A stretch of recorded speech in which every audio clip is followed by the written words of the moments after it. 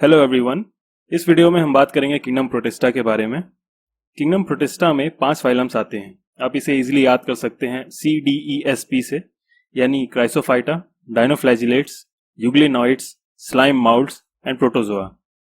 बात करें अगर इसके जनरल कैरेक्टरिस्टिक फीचर की, तो किंगडम प्रोटिस्टा में जितने भी ऑर्गेनिज्म हैं सारे सिंगल सेल्ड हैं और ये सारे यूकैरियोटिक इन नेचर हैं। यूकैरियोटिक का मतलब है यहाँ पे न्यूक्लियस पाया जाता है और साथ ही में जो इंपॉर्टेंट मेम्ब्रेन बाउंड ऑर्गेनल्स हैं वो भी प्रेजेंट हैं। जितने भी किंगडम प्रोटिस्टा के मेंबर्स हैं वो प्राइमरली एक्वेटिक हैं, मोस्टली ज़्यादातर एक्वेटिक हैं और इन्हें प्लैंक्टन्स कहा जाता है। प्लैंक्टन्स 2 तरह के हो सकते हैं। पहला हो सकता है फाइटोप्लैंक्टन, जहाँ फाइटो का मतलब है प्लांट जैसा, यानी ये फोटोसिंथेटिक होते हैं और इन्हें प्रोड्यूसर्स कहा जाता है। सेकेंड है जू प्लैंक्टन, जहाँ जू का मतलब है एनिमल लाइक, यानी ये नॉन फोटोसिंथेटिक हैं और ये प्रोड्यूसर्स को कंज्यूम करते हैं, यानी इन्हें कंज्यूमर्स कहा जाता है। रिप्रोडक्शन की बात करें तो इसमें asexual as well as sexual reproduction दोनों मिलता है, जहां सेक्सुअल रिप्रोडक्शन में 2 सेल आपस में फ्यूज होकर जायगोट का फॉर्मेशन करते हैं। आगे चलते हैं इसके क्लासिफिकेशन की तरफ। तो हमने जाना था कि प्रोटिस्टा को 5 फाइलम्स में डिवाइड किया गया है। इसमें सबसे पहला है क्राइसोफाइटा। क्राइसोफाइटा का सबसे इंपॉर्टेंट एग्जाम्पल है डायटम्स, और डायटम्स चीफ प्रोड्यूसर है ओशन का। सिमिलरली सेकंड है डेस्मिट्स। डेस्मिट्स को गोल्डन एल्गी भी कहते हैं।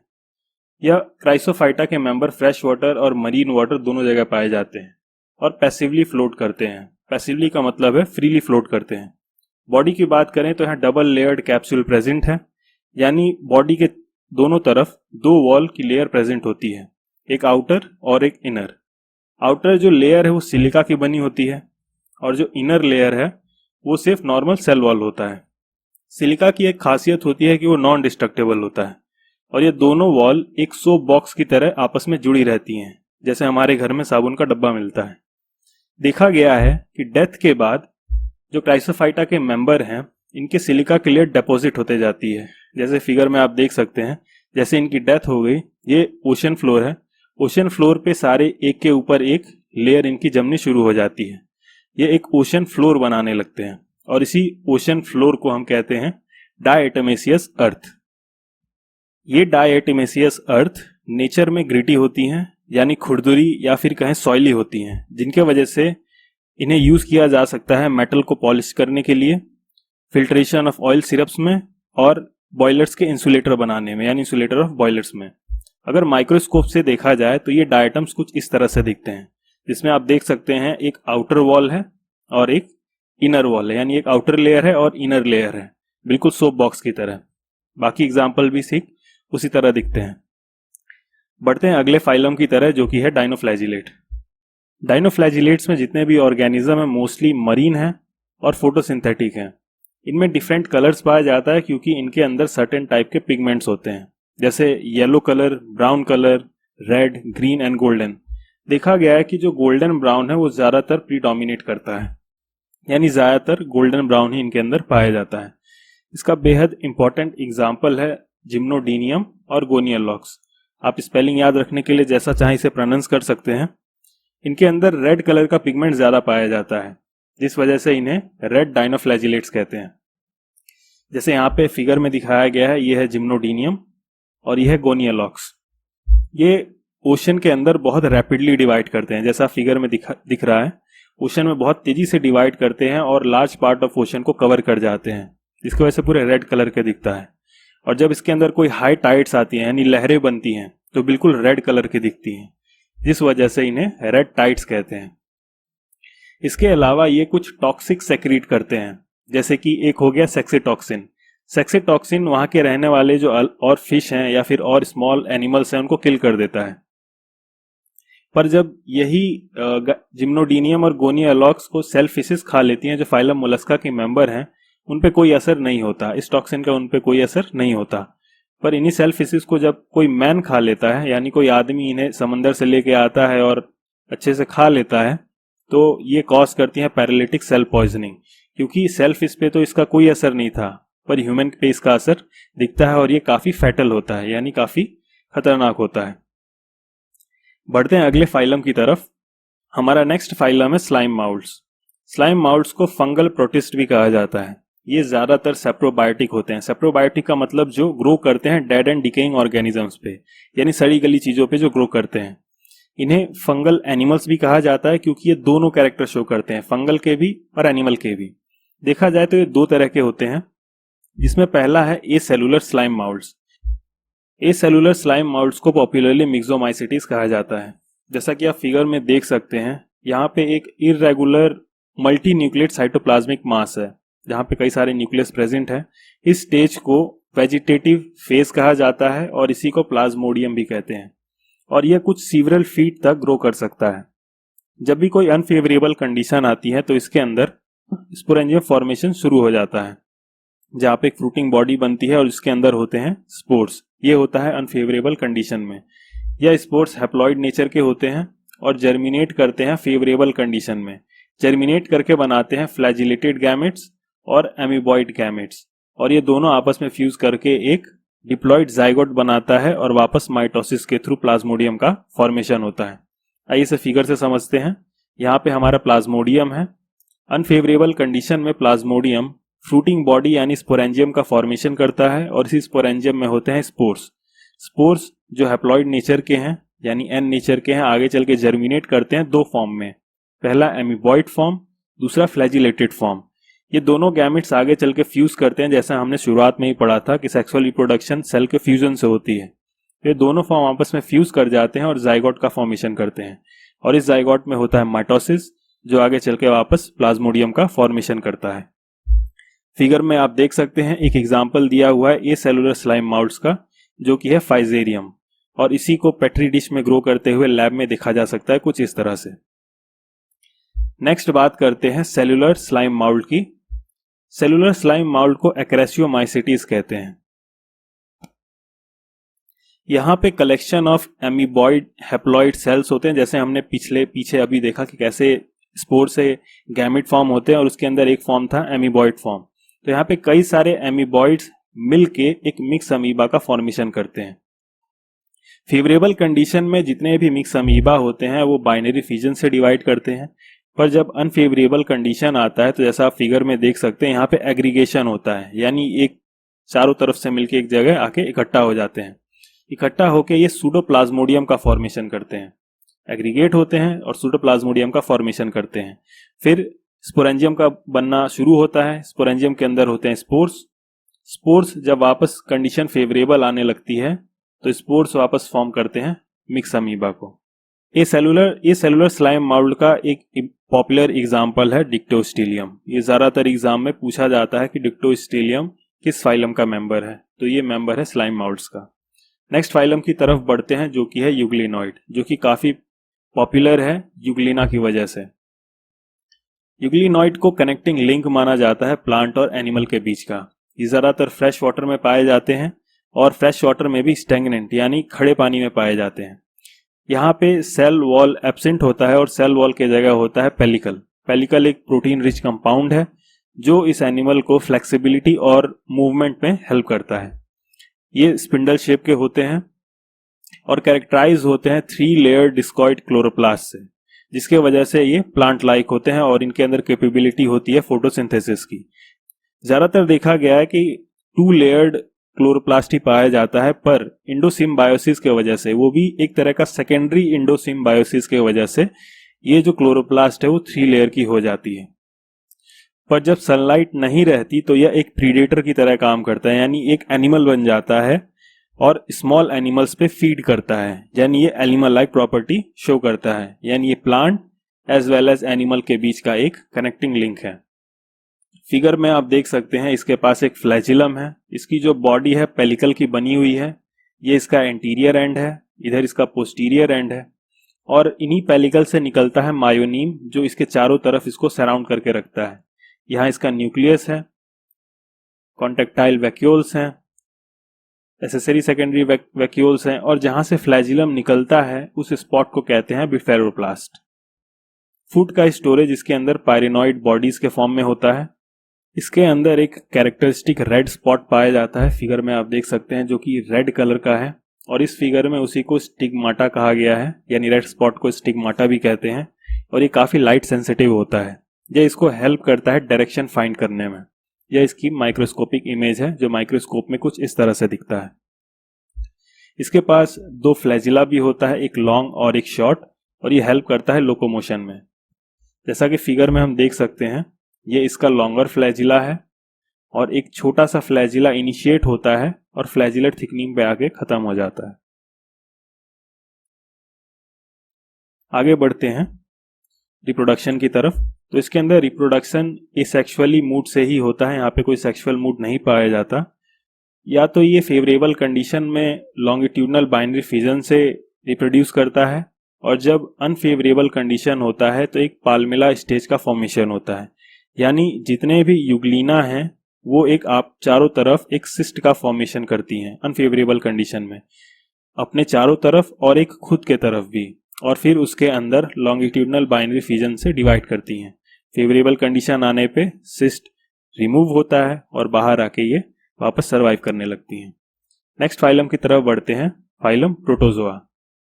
प्रोटोजोआ जो टर्म है वो गोल्डफस ने दिया था, और इन्हें प्रिमिटिव रिलेटिव ऑफ एनिमल भी कहा जाता है, क्योंकि एनिमल की तरह ये भी मोटेलिटी शो करते हैं, यानी मूवमेंट शो करते हैं। साथ में एनिमल की तरह भी ये हेट्रोट्रॉफिक होते हैं।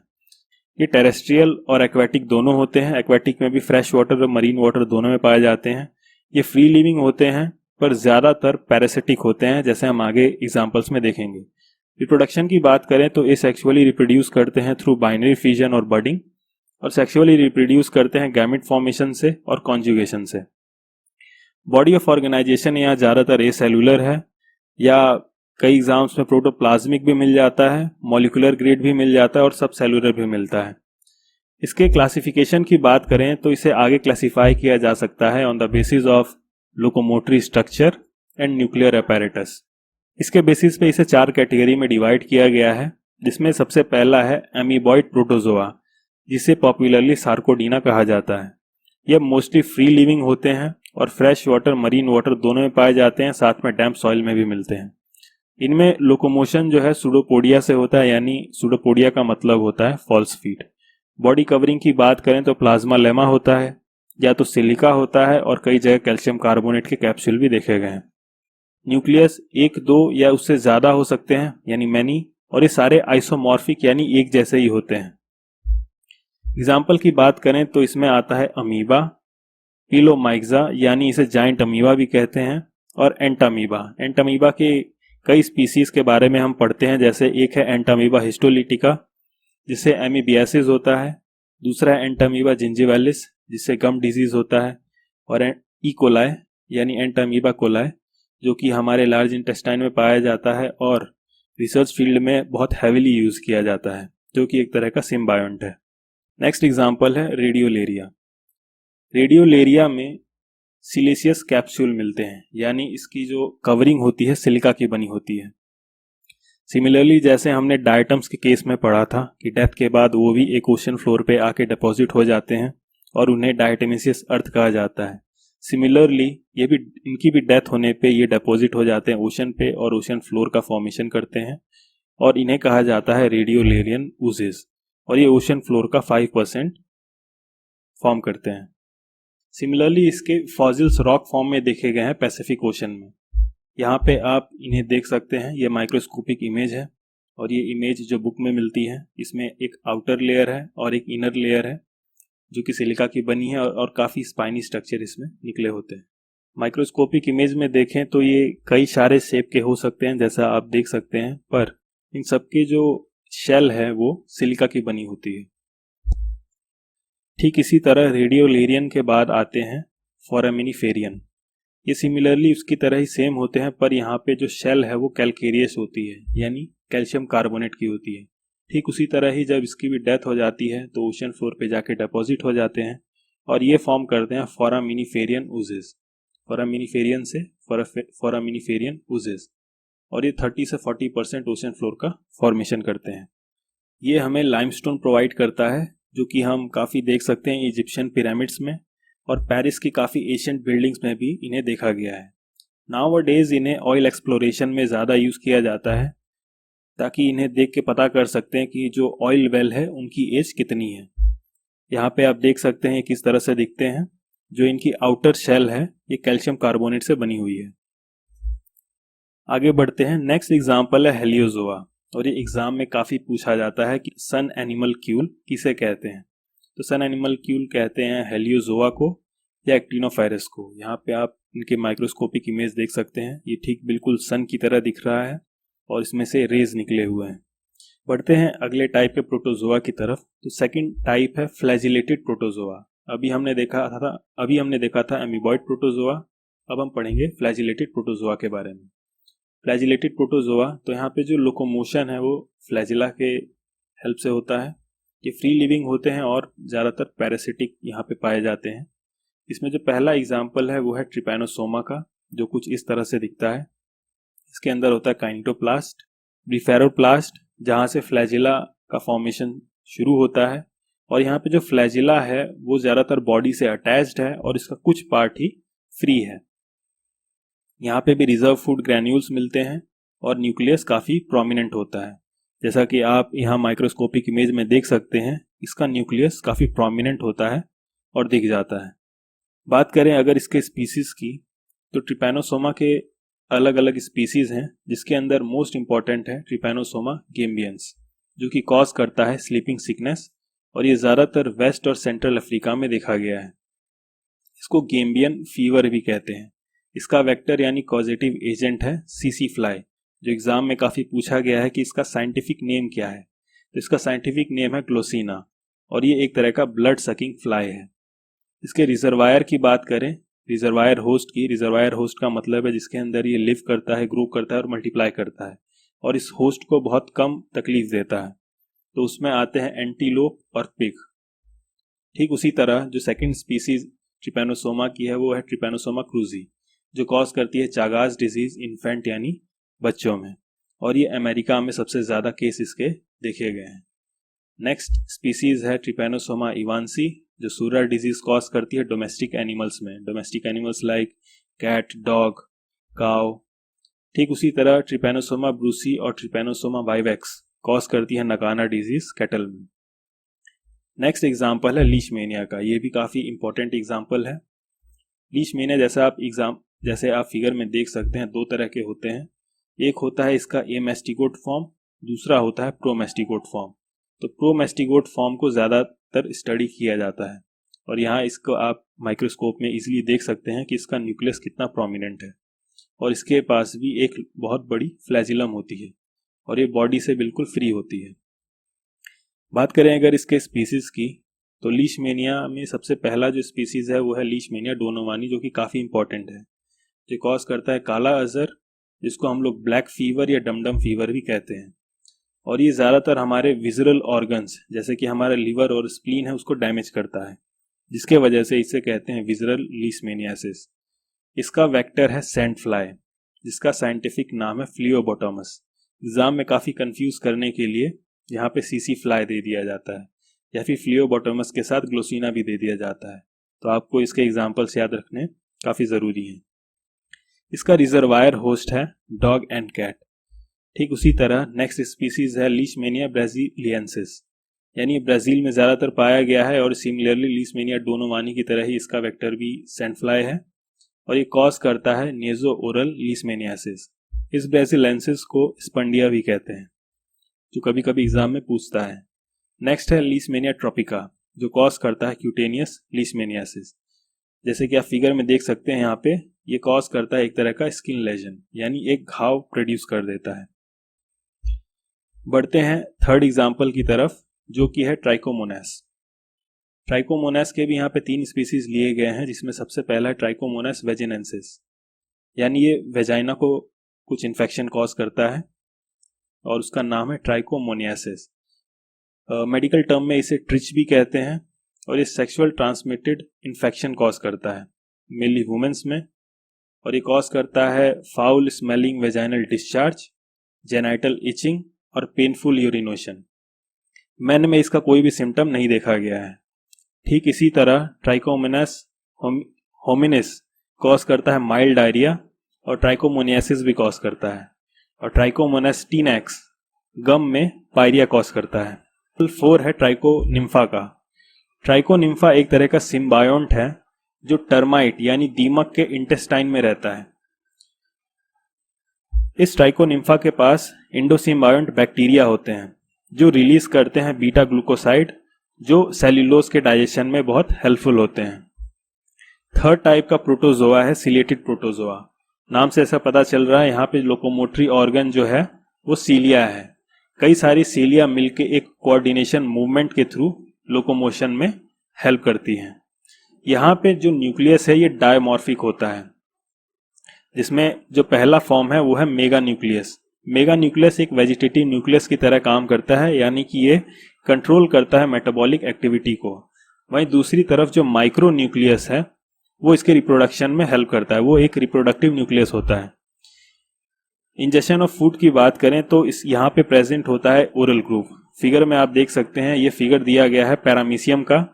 पैरामीशियम को पॉपुलरली स्लीपर एनिमल क्यूल भी कहा जाता है। तो यहाँ पे फूड के इंजेक्शन के लिए ओरल ग्रूव होते हैं, जैसे यहाँ पे बना हुआ है ओरल ग्रूव। यहाँ पे जो फूड है वाटरवेज के थ्रू अंदर जाता है और ये बहुत कुछ पार्टिकल्स को ही, कुछ साइज लिमिट से ही फूड को एंटर करने देता है, जिस वजह से इसे कहते हैं फिल्टर फीडर। यहाँ पे कैरेक्टरिस्टिक ट्राइकोसिस्ट प्रेजेंट होता है, जैसे आप फिगर में देख सकते हैं। सीलिया के साथ साथ ही कुछ ट्राइकोसिस्ट भी प्रेजेंट है और ये सीलिया के बेस से ही निकलते हैं। यह नॉन सेलुलर माइन्यूट स्ट्रक्चर होते हैं जो कि हेल्प करते हैं इसको डिफेंस में, इसके प्रीडेटर के अगेंस्ट। नेक्स्ट एग्जांपल है वर्टिसेला। फिगर से ही आप देख सकते हैं ये कुछ घंटी की तरह दिखता है, इसीलिए इसे कहते हैं बेल एनिमल क्यूल। एग्जाम में काफी पूछा जाता है बेल एनिमल क्यूल किसे कहते हैं, तो वर्टिसेला को कहते हैं। थर्ड है बैलेंटीडियम। बैलेंटीडियम एक तरह का कोलोन पैरासाइट है और ये डिसेंट्री कॉज करता है। लास्ट टाइप का जो प्रोटोजोआ है वो है स्पोरोजोआ, और ये बेहद इंपॉर्टेंट है क्योंकि ये एक्सक्लूसिवली इंडो पैरासाइट होते हैं और इनकी जो कंप्लीट बॉडी है एक स्पोर लाइक होती है, यानी एक स्पोर जैसी, और यहाँ पे कोई भी लोकोमोटरी ऑर्गन्स नहीं पाए जाते। इसका पहला एग्जाम्पल है प्लाज्मोडियम जो कि मलेरिया कॉज करता है, इस वजह से ये बेहद इंपॉर्टेंट है। सेकेंड है मोनोसिस्टिस जो एक तरह का इंडोस पैरासाइट है जो कि अर्थवॉर्म के समाइनल वेसिकल में पाया जाता है और उसे स्टेरिलिटी कॉज करता है। थर्ड है नोसिमा बोम्बाइसिस जो सिल्कवॉर्म का पैरासाइट है और ये कॉज करता है पेब्रिन डिजीज सिल्कवॉर्म में। अगर ये वीडियो आपको इन्फॉर्मेटिव लगी हो तो इसे लाइक करें और चैनल को सब्सक्राइब जरूर करें। Thank you.